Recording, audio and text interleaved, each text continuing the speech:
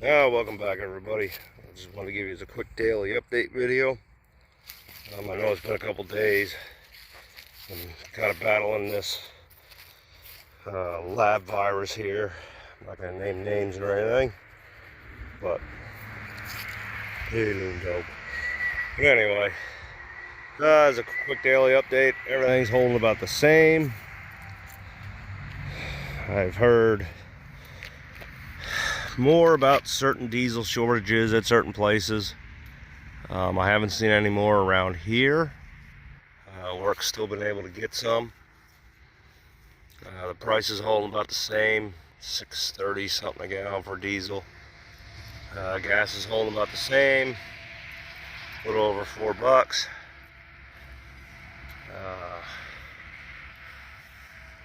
The other thing I've been seeing and reading on is prescription drug availability has decreased.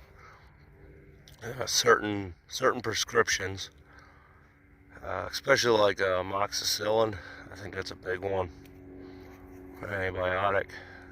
They use it for a lot of kids with ear infections and stuff. But I guess that's been getting harder to get. So in the next day or two, my prescription is on autofill at the pharmacy for my inhaler, and I'll be stopping in there to pick that up in the next day or two. And I'm going to ask them if they're having any trouble getting it, to clarify for around here. Oh, I don't know. But yeah, I mean, everything's holding about the same. I just wanted to clarify here. Diesel's holding about the same. Still seeing shortages some places. I know production's up. But, oh, now you got your head on my shoulder. I see you, little dog. But, yeah, I mean, as for prepping, I mean, don't go hog wild. As for SHFT event, or SHTF event, highly unlikely. I mean, I don't see that happening. But don't go racking up credit cards or using all your savings or anything to prep to get canned food, diesel, or anything like I've been saying about off-road. Fill up your heating oil tanks. If you can stock some, go ahead and stock it. It's a good idea to always have some. It's always a good idea to have anything. Toilet paper. We all saw the shortages of toilet paper, bleach, ammonia, vinegar. 2 years ago, when people go nuts and start buying this, panic buying it, and then stuff disappears. But I mean, don't use your savings or nothing. Don't rack up your credit cards. You gotta play it smart. I mean, look at me. This is actually from my buddy. He's an auto repair, and I just started getting scrap from him. So I'll make a couple bucks on this, and then that gives me a couple extra dollars to play with, so I can stock up on a couple more canned items, or if I want to get more diesel, to have for the tractor. I mean, it's a good idea to be prepared. I said, we all saw shortages 2 years ago. There's still shortages in the store. I mean, nobody can deny that fact. Look at the big 1 gallon canned whole potatoes. I haven't seen them in the stores for the last 6 months. So, I mean, they have little cans.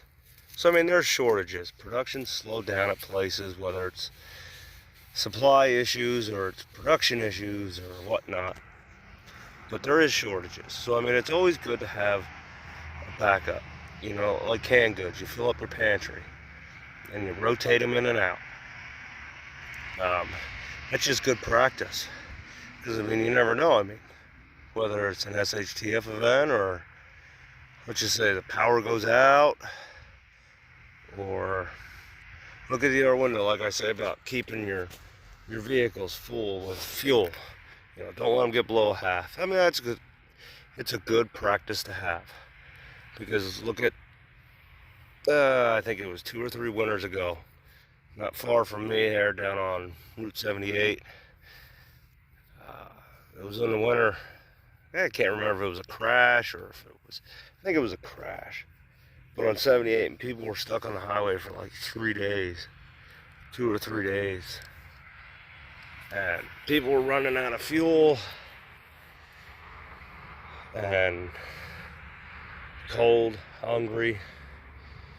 So I mean, it's this isn't rocket science. It's just a good idea to be prepared. You know, you have your vehicles full of gas, you keep them full, you know, 3/4. It helps with the moisture. Your vehicle will actually run better for it because you won't get as much condensation in your tanks.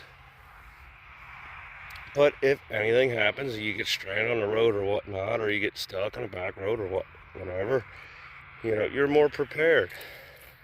You know, same with having items in your car. I'm going to go over that with certain items to have in your car to help you out.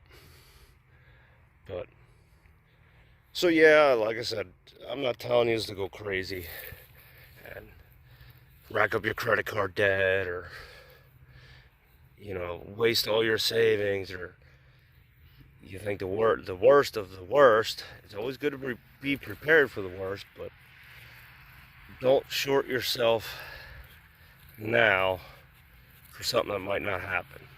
You know, it's a good idea to be prepared. Like I said, I'm filling up my heating oil tank.